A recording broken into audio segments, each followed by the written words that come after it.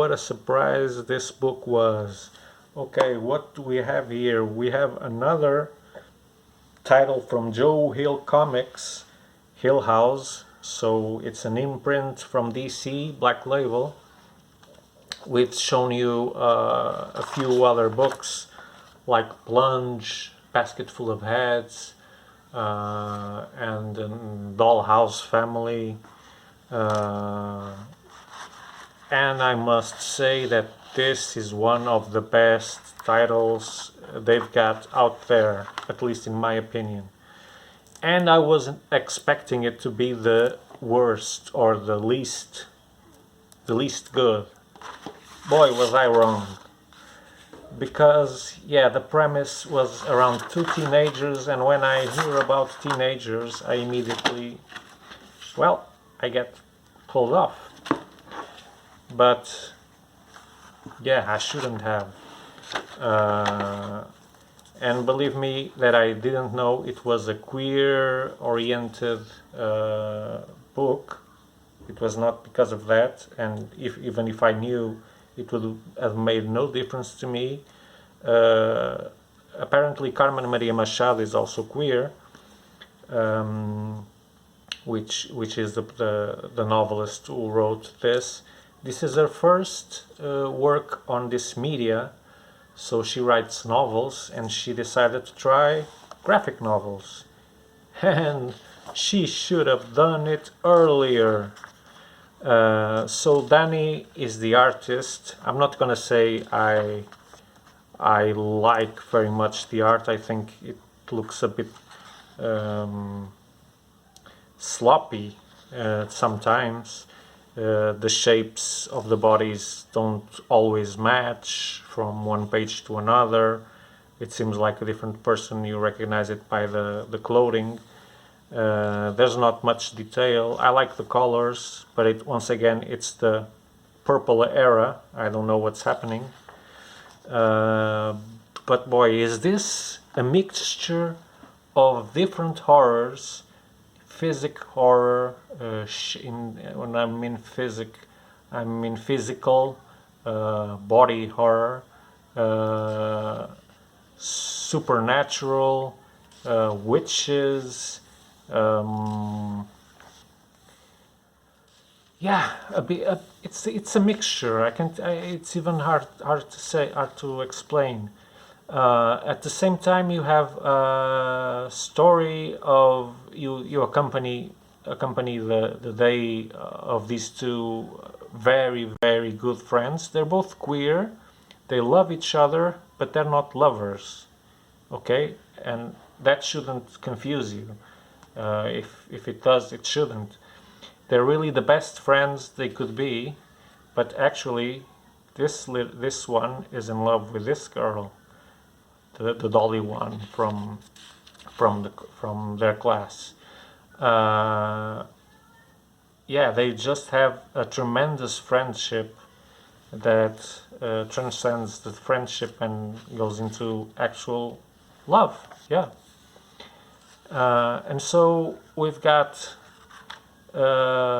some history on their past as they discovered some of the weird things that are going on in this town, which is haunted. It seems to be haunted by skinless bodies, a reindeer with a human face, a deer with a human face. Yeah, and that seems to be linked with the past of this town. So this was a place where lots of coal mines existed, and many people died from working in the mines, either because they collapsed or because they just got their lungs corrupted by the pollution. You know, one of my grandparents died from what they call the coal disease. So this is a place where no one knows why it still lives there. because there's no reason to live here. There's nothing going on, nothing that justifies you wanting to live in such a nasty place. But then things start to unravel, and it all begins when the two girls wake up at the end of a movie and they just can't remember what happened. They just wake up and whoa, we missed the whole movie, but I can't even remember of feeling sleepy or whatever, or I don't remember anything after entering the movie theater. So they find it very weird. And one of them becomes very suspicious because she can see dirt on her boots, like she had been in some place. And so that starts mining her head, but the other one is completely on the other side saying she's nuts. None of that has happened. But in the meanwhile, one of them is attacked by one of those skinless creatures, so they do really exist. It's not a childhood distorted memory. It really exists. We don't actually understand what they are until the end of the book. But there are creepy things out there in the woods.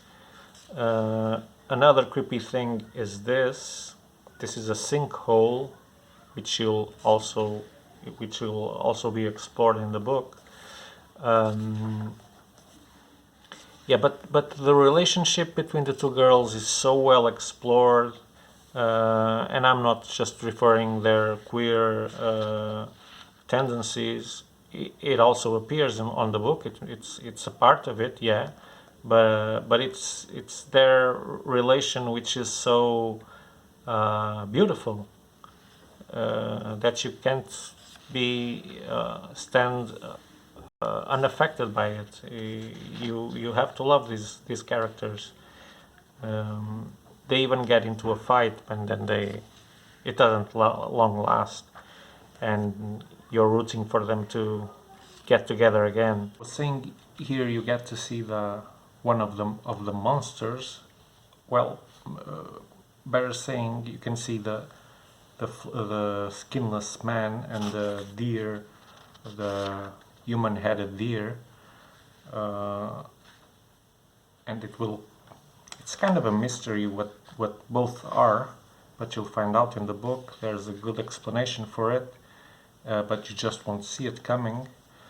And then, like I said, there's also a witch here, so some witchcraft in the middle, and whenever there's witches there's cats, black cats, right? The town witch is kind of surprising, but I won't say much more about that.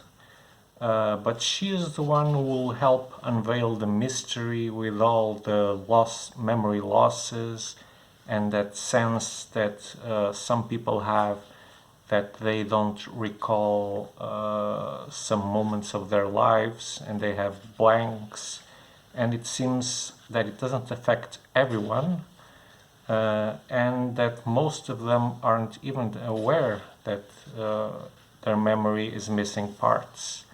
So that's the big mystery that you'll see unravel in the story, and it will come to a very surprising finale, which will add to the horror in a very different way. It will deal with what humans can do, how evil they can be.